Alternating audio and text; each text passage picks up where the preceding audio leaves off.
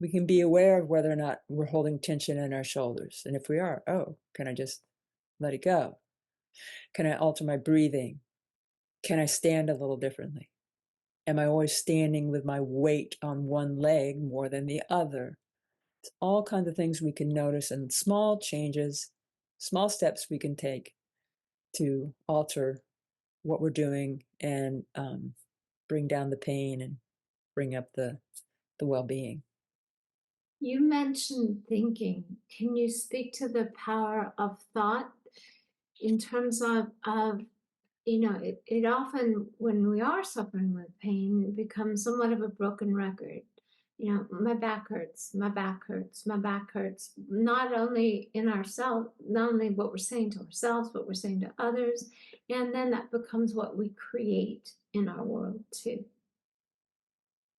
Yeah, so our thinking patterns, our movement patterns, our sensations, they're all wrapped up together. I give a couple of examples in my book of the way they just kind of show up posturally. If I'm thinking, oh God, I really hurt. I'm so tired of hurting.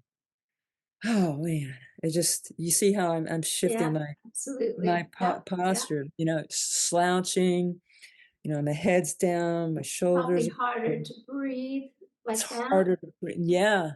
And harder if, to digest like that. right. And if I can just, okay, I notice it. I notice it. Okay. Well, what's one thing I can do now, given the circumstances I'm in? What's one thing I can do now after I've noticed that? Well, I can, all right, I'm slouching. Maybe I can bring my shoulders back, look up, my chest expands. I'm able to expand my chest better. I can breathe better. That's going to affect my sympathetic nervous system. Uh, and I just feel sitting upright just seems to come along with it. I just feel better about myself. And So even I just can't help but notice as you made that shift, how your eyes began looking around at the world around you, how the potential of the world around you becomes part of your life again. Whereas when we're focused and narrowed by the pain we're in, it so grossly affects our potential and our perception of the world. great observation, Angela. Yeah, it's like we're zoomed in and focused in, and we often need reminders to look up and expand our perspective and realize there's so much more And if you than. look up and expand your perspective and notice that it happens to be a beautiful day and Mhm. there happens to be a beautiful tree that you're seeing, how do those pleasurable sensations then start to affect the whole story? Yeah, I think, notice what I did right there. I think doing that provides some useful comparison and contrast. And I don't mean the comparison and contrast that we do that gets us into traps when we're comparing ourselves to other people. Um, but the comparison and the contrast of like, oh, when I was like this, I hurt more. I was really thinking about how I'm never going to get out of this pain. But when I looked up and I see, I can look out my window and see the tree across the street is starting to leaf out, and like, oh, spring is on the way here, and It's a potential. the new growth is happening, and I can shift out of this, even if it's just a little bit. I can make that shift, but it's those little shifts over and over and over again that accumulate, that create the change, and that will lead us away from our pain and toward our pleasure over time and With all through your therapy. scientific background, can you explain how that actually happens in the brain? Well, what we know so far, and I'll just say one of the things I learned in the process of getting my PhD was that I've really learned the more I know, the more I realize I don't know. But we have a growing understanding of how the organization of our nervous system is actually connected with everything we do with our entire being, and it's altered by what we do and what we don't do. So when we change our behavior, especially when we do it and repeat it and repeat it and repeat it, and we start developing a new, if you will, habit or pattern or paradigm of behaving, of acting, um, that builds up over time. And so the same processes, as one of my dear teachers, Esther Thielen, used this language. She said the same processes that create the behaviors we want are the same processes that create the behaviors we don't want. And it's the same process of change. So our actions, the things we're doing, the things we're sensing, the feelings we're having, the thoughts we're having are all impacting how the brain works and how we make the connections among those millions of neurons and the patterns of behavior that emerge from that. But just as they change in response to the unwanted things that happen to us, they change in response to the desirable things. So when we put what we put our attention on Is is what what grows. is what grows. Yeah. So it goes along with, I talk about 3 A's, 3 skills of A's that we need to really focus on and develop to be successful with our lives. One is that awareness, notice what we're noticing. The other is attention. That, we can notice what we're paying attention to. Am I paying attention to my pain, or am I paying attention to all those areas that aren't hurting? More areas aren't hurting for most of us than are hurting. And am I working on becoming adaptable, giving myself more than one way of doing things, not just being stuck with a compulsory behavior? Yeah. When I think of what's going on in the brain with pain, I think of it as being somewhat of like a fire alarm going off. And it's like the more we pay attention to it, it's like walking closer to that loud sound, right? And it Mm. taking over more. Mhm. And I think of uh, the sensations of pleasure drawing the brain's attention in another direction, which then helps to soften the noise, if you will. Mm. So, for example, if I'm working on a person with pain, it's unlikely I'm going to go there first because Right. it's sort of like lighting up, saying, yes, this is a problem, right? Versus bringing their attention, maybe if it's neck pain, maybe down to their feet, far away, Yeah. almost like whispering to the person when the pain has been yelling at them, right? Yeah. Whispering with them and sensations that start to call their attention in a different direction. And then that pleasurable cortical real estate gets to start to grow. And the Yeah. more that part grows, the more the other part gets to reduce. And the more we have, as you said, a contrast of perspective that then begins to help us make that shift. Yeah. And we've learned, it's taken us a while to figure it out. It took a long time. There were people that were uh, proposing this ahead of science's ability to prove it, if you will. We've both studied with Moshe Feldenkrais, and there are other people like Paul Baccarita, uh, Mm. who who posed back in the 60s that the brain changes in response to the actions, the activities that we do. So we can selectively use our activities to guide that those connections and those those literal mappings, if you will, of the brain. And it wasn't until the early 90s until the technology became good enough that they can have small enough needles to poke small enough groups of cells in those monkeys that let people poke their brains and map out the changes that happen when they learn new behaviors, and can confirm when you learn things with the left hand that you didn't do before, it changes the mapping, expands the mapping, the territory in the brain that's dedicated to that. If you don't use that, you lose it. Use it or lose it. And it's true with people who, for various reasons, don't have access to one of the sensory modalities, that their vision or their hearing. That area of the brain becomes less dedicated to those senses, and the other areas expand to help, if you will, I don't want to say Great compensate, but example. adapt, Yeah, yeah, and take yeah, on a greater role, yeah.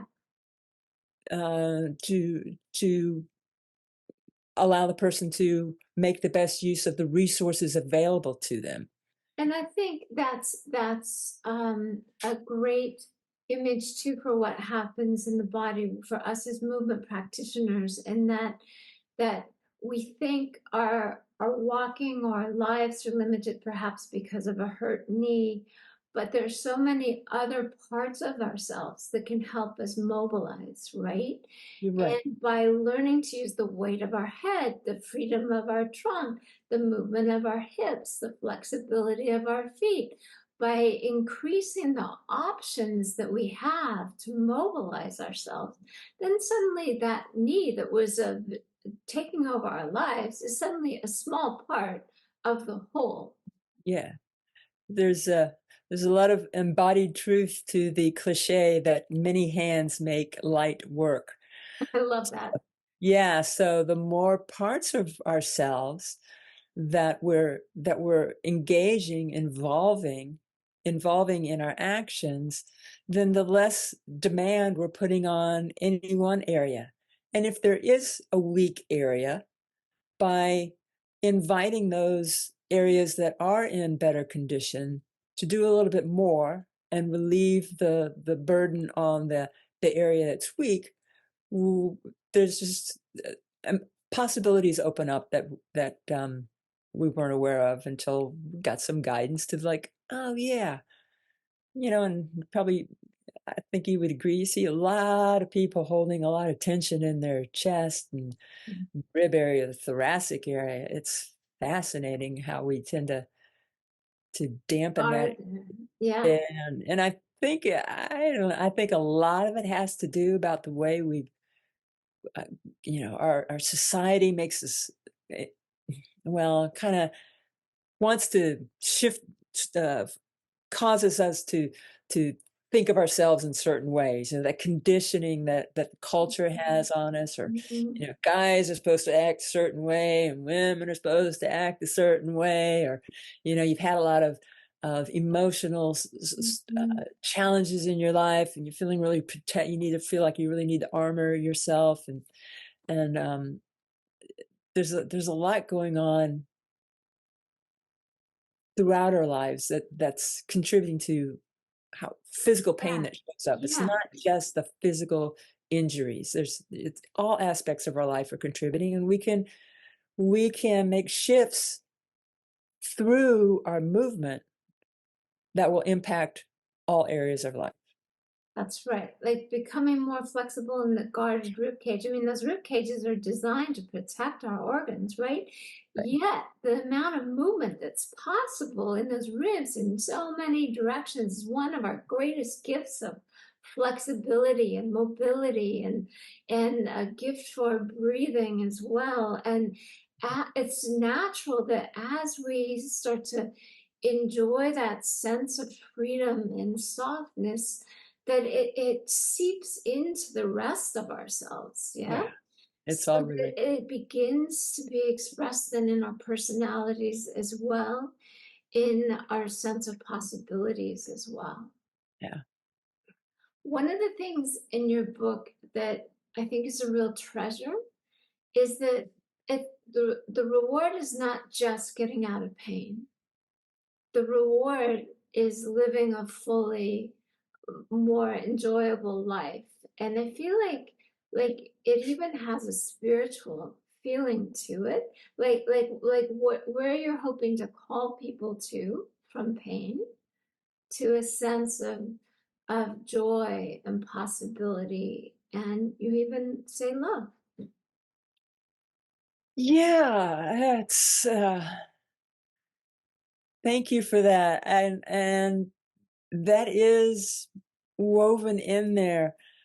I I've been through quite a journey myself, journeys.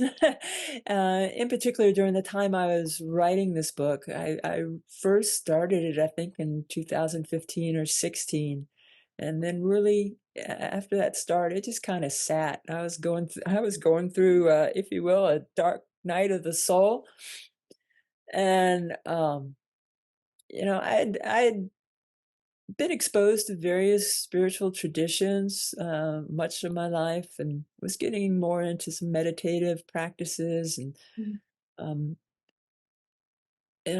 as I worked through and reconnected with another spiritual community that's very precious to me, uh, I just have seen more clearly that it's all related. And whether the language people want to use around this can vary. For me, that's not the important part. The important part is, as you say, to look when we look up and notice the blue sky, or notice the tree leafing out, and it's like, how in the world does that happen? How in the world does it happen that we woke up this morning and our hearts are beating and we're breathing and we're not doing really, I mean, we do things that can modify that, but something is going on that's has us living, you know? And that sense of whatever that creative energy is, you can think of it as quantum energy, you can think of it as the spirit of life, you can, whatever term you want to put on it. But there's so many possibilities in that realm.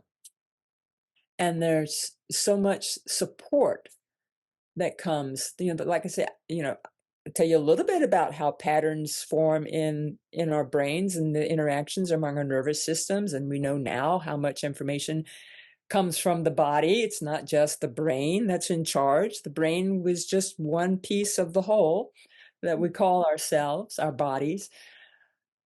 And but there's so many other factors, so many other influences that are happening in our lives. And as we become more aware of these, we see what's possible, and we understand how much more is possible as we become more aware and open to recognizing, well, I might not know how to do this now, but I can imagine myself 6 months from now, a year, 2 years from now, I'm living my best life, the life I really dream about living. And I know that's possible. And I can see it, I can feel it, I can sense it, I can imagine it clearly. You and I use this imagination in our work every day. We can use it on a grander scale as well. And we don't have to know how to get there. We just have to be open and know, okay, what can I do today? Given the resources available to me, given my status right now, what's an action, what's a step that I can take today? If I keep taking those steps, it's going to lead me to this imagined dream that I have of living a healthier, more active, more fulfilling life that's more joyful and full of love. And there's just too much pain and downright hate in the world right now. I just all about hurting less and loving more. Well said. Thank you. No, thanks for asking. And Excellent. regardless of the spiritual tradition, I think that's the message that's supposed to come through is Yeah, love, yeah, yeah, more yeah, love. yeah, yeah. That's right. That's right. That's right. Um, it comes down to what really matters in terms of life and what we want out of life. And so thank you for creating this book and offering us ways to find our way out of pain and into fulfillment and into possibilities and into imagining the future and growing into it. Thanks so much, Angela. Such a pleasure, always.